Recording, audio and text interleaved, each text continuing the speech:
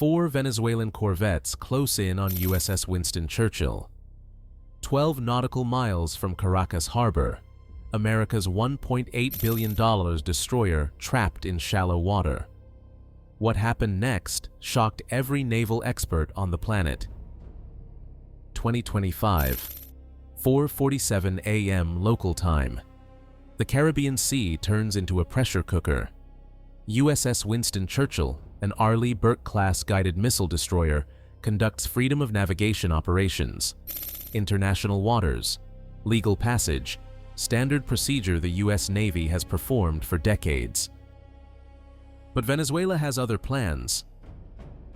At exactly 5:03 a.m., 4 Guayquerí-class corvettes emerge from Caracas harbor.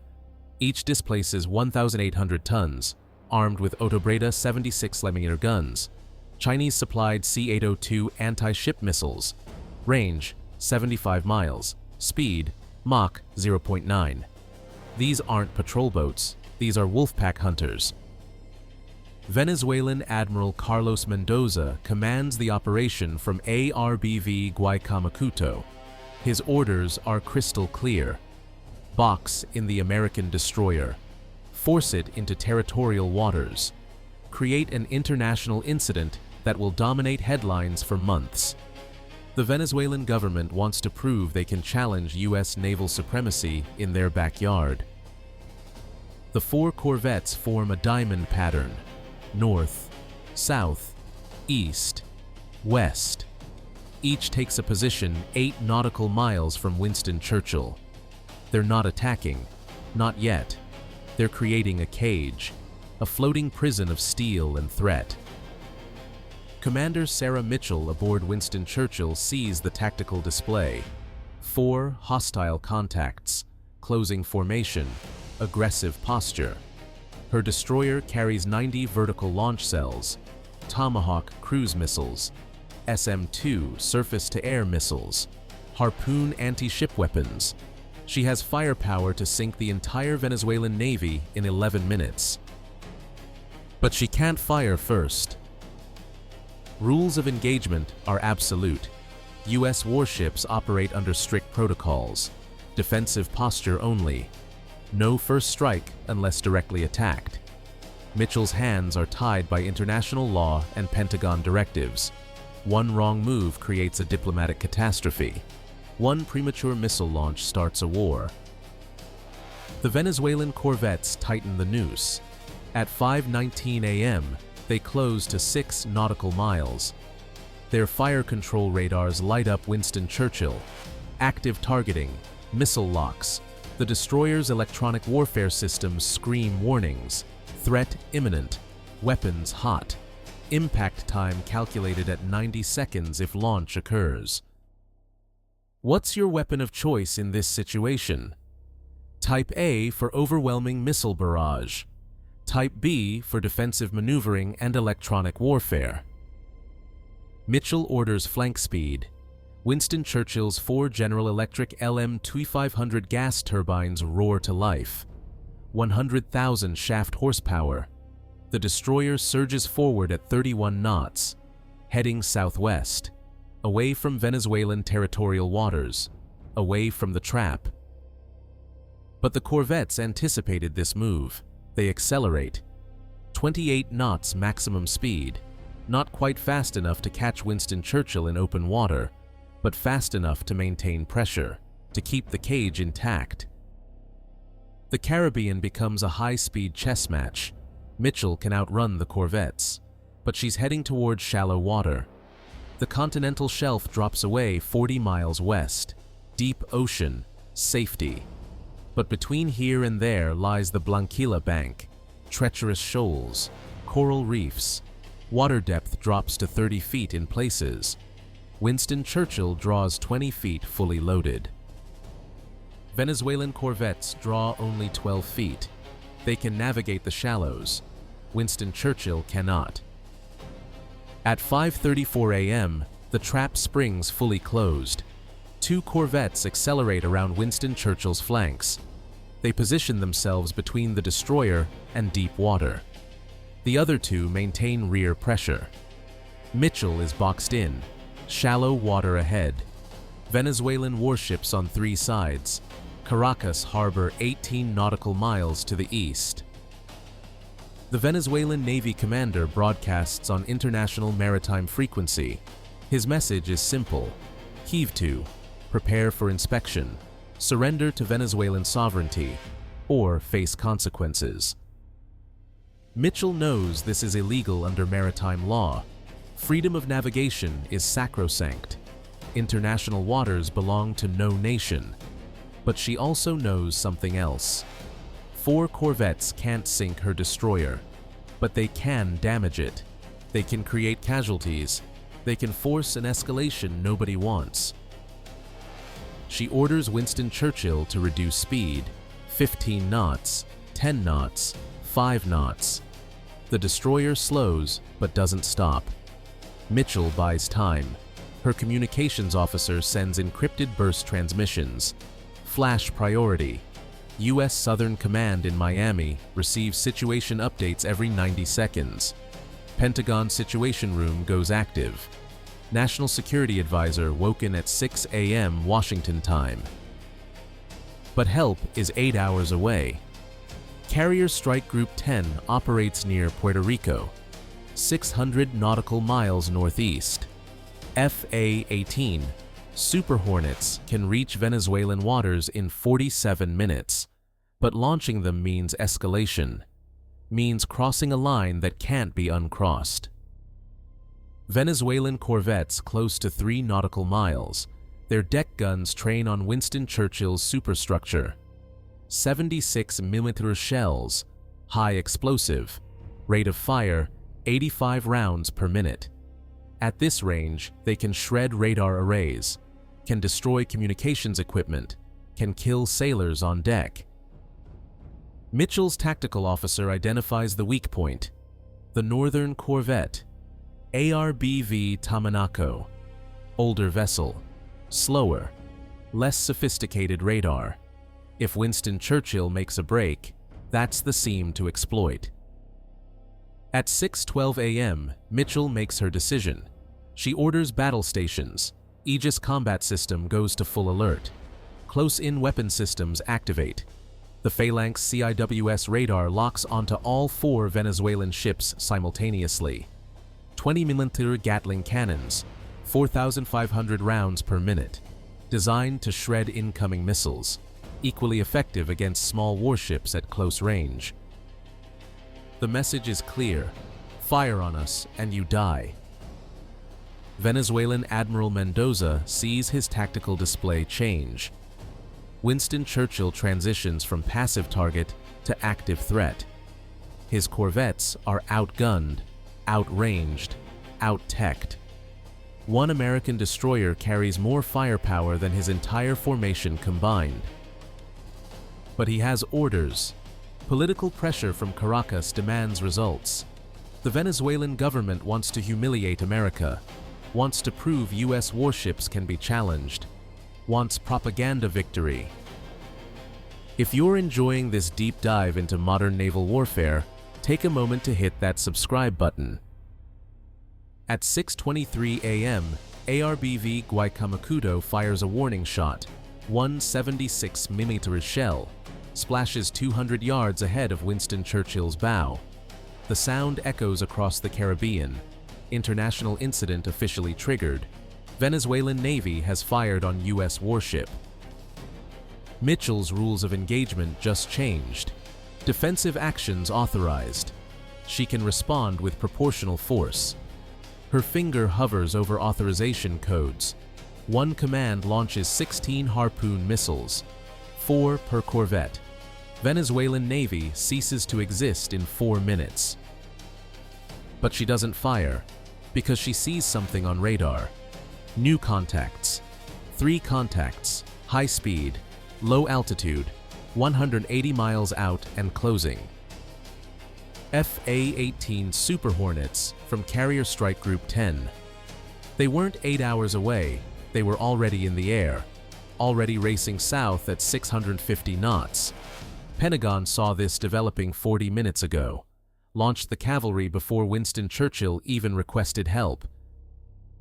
Venezuelan radar picks up the incoming fighters at 6:26 a.m. Mendoza's tactical situation collapses. His corvettes can't defend against supersonic aircraft. His surface-to-air missiles are short-range, designed for helicopters and slow-moving threats. F-18s will shred his formation from 50 miles out. The Super Hornets don't even need to fire. Their presence changes everything. At 6:31 a.m., they scream over the Venezuelan formation at 400 feet. Mach 1.2. Sonic booms shatter windows in coastal villages. The message is delivered in pure kinetic energy. Touch that destroyer, and you're gone. Venezuelan corvettes break formation. They turn east, back toward Caracas, back toward territorial waters. The cage dissolves. The trap fails. Winston Churchill is free. But the crisis isn't over. Venezuelan government faces international humiliation. Their navy retreats after firing on U.S. warship. Caracas issues statements, claims victory, claims they forced American destroyer to leave Venezuelan waters. State media broadcasts heavily edited footage, shows corvettes driving off Winston Churchill. Pentagon releases full radar tracks, shows entire engagement, proves Winston Churchill remained in international waters throughout, proves Venezuelan aggression, proves U.S. restraint prevented bloodshed. What would you have done when those corvettes boxed you in? Comment your answer below. The aftermath plays out over 72 hours. U.S. Southern Command reinforces Caribbean presence. 2 destroyers now patrol Venezuelan waters continuously. Carrier Strike Group 10 repositions 200 miles north of Caracas. Combat air patrols run 24/7. The message is permanent. Challenge us again, and the outcome will be different. Venezuelan Navy returns to port. Stays there. No more aggressive intercepts. No more wolfpack tactics. The corvettes that seemed so threatening now huddle under coastal defenses. But the tactical lessons go deeper than headlines suggest. This engagement revealed critical vulnerabilities on both sides. Venezuelan Navy proved they can coordinate multi-ship operations, can execute complex tactical maneuvers, can maintain discipline under pressure. Not bad for a regional power with $800 million annual defense budget. U.S. Navy learned something uncomfortable. Shallow water operations create vulnerabilities. Large destroyers can be boxed in by smaller vessels in coastal environments. Winston Churchill's technological superiority meant nothing when trapped in 60 feet of water with hostile ships on all sides.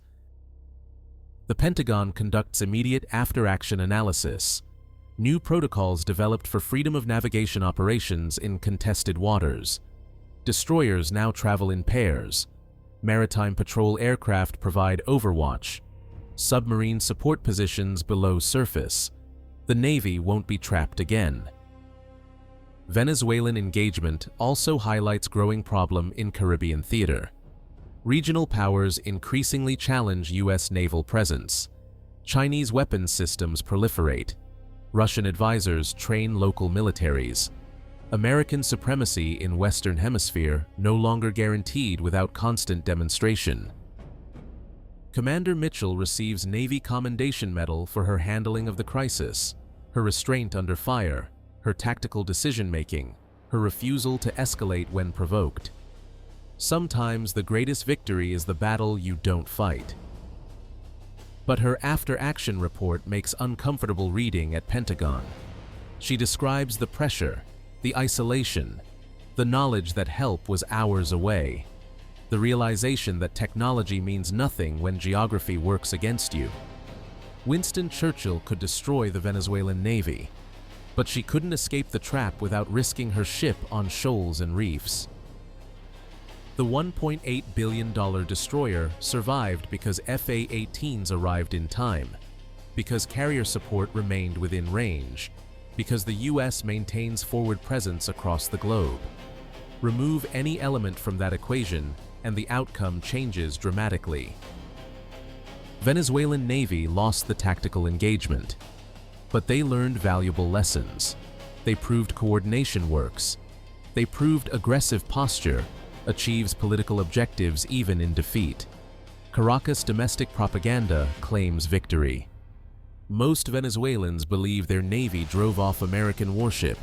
Truth matters less than narrative. Support the channel by giving this video a thumbs up if you found it valuable. The broader implications ripple through naval warfare doctrine. Small nations with limited budgets can challenge superpowers in coastal waters. Geography neutralizes technological advantage. Numbers matter when operating in confined spaces. 4 corvettes worth $400 million total created crisis for $1.8 billion destroyer. U.S. Navy response involves both technological and doctrinal evolution. New shallow water combat ships enter development, smaller, more maneuverable, able to operate in literal environments where destroyers struggle. Unmanned surface vessels patrol contested areas, reduce risk to sailors while maintaining presence. But the fundamental tension remains unresolved. American naval power depends on large capital ships, carriers, destroyers, cruisers.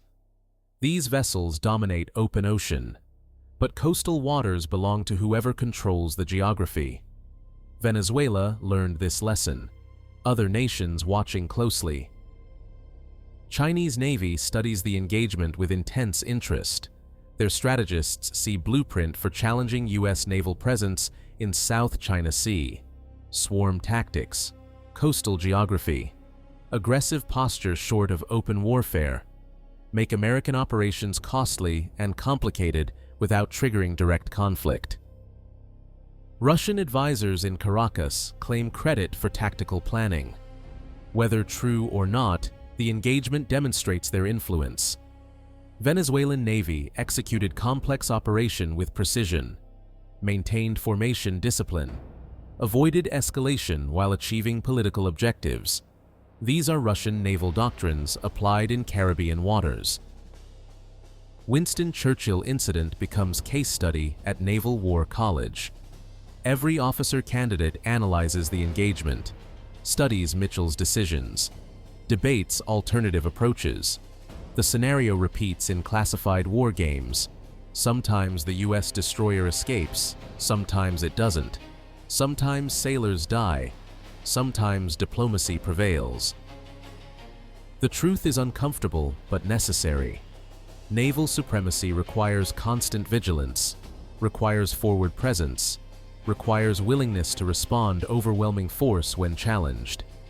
Winston Churchill survived because America maintains global military network, because carriers patrol every ocean, because fighter jets can reach any conflict in hours. Remove that infrastructure, and regional powers fill vacuum immediately. Venezuelan Navy backed down because F-18s arrived, because carrier strike group positioned nearby, because Pentagon can project power anywhere on planet. Maintain that capability or accept declining influence. Was this Venezuelan trap a tactical success or strategic failure? Leave your thoughts in the comments. The engagement ended without bloodshed. No sailors killed, no ships sunk. Diplomats call it successful de-escalation, but warriors know different truth. Venezuelan Navy tested American resolve, found it solid, won't try again soon. But they learned, they adapted, they improved. Next challenge comes from different direction, different ocean, different adversary.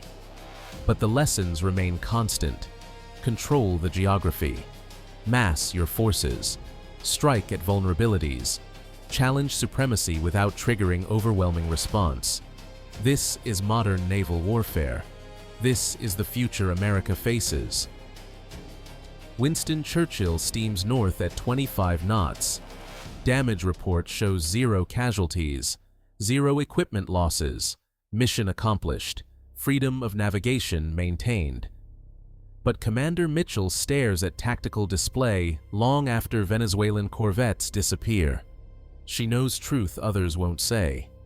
For 87 minutes, her destroyer was trapped, boxed in, vulnerable. Technology didn't save her. Geography betrayed her. Politics constrained her. Only air power broke the cage. Only carrier support prevented disaster. Billion-dollar destroyer helpless without broader military infrastructure. That's lesson nobody wants to teach, but everyone must learn. If you made it this far, you're the core of our community. Like, subscribe, and hit that bell. The Caribbean returns to uneasy calm. US destroyers patrol. Venezuelan corvettes watch from port. Both sides prepare for next encounter. Because there will be next encounter. Regional powers challenge American presence whenever opportunity appears. Test resolve. Probe defenses. Search for weakness. Winston Churchill incident proves naval warfare evolved beyond simple firepower equations. Tactics matter. Geography matters. Political constraints matter. Superior weapons mean nothing when rules of engagement prevent their use. Venezuelan corvettes with $8 million missiles challenged destroyer with $90 million missiles. Technology gap disappeared when neither side could fire first. This is modern conflict. This is forever war without battles. This is what American naval supremacy actually means. Not invincibility, not dominance. Constant vigilance, constant presence, constant willingness to respond. Remove any element, and the system fractures. Venezuelan Navy sits in Caracas harbor tonight. 4 corvettes, aging equipment, limited capabilities. But they trapped American destroyer for 87 minutes. They created international incident. They challenged superpower and survived. That's victory in their eyes. That's lesson for others watching. Your engagement directly shapes what we cover next. Drop a comment and subscribe. Do you think US Navy needs smaller coastal combat vessels? Should rules of engagement allow more aggressive response? How would you redesign freedom of navigation operations? Tell us below. Freedom isn't free. Naval supremacy isn't guaranteed. Every patrol, every operation, every freedom of navigation mission. These are down payments on American security. Venezuelan Navy learned that lesson the hard way. In Caribbean waters, under Caribbean sun. When 4 corvettes tried to cage a destroyer and discovered that American Eagles always have backup in the sky,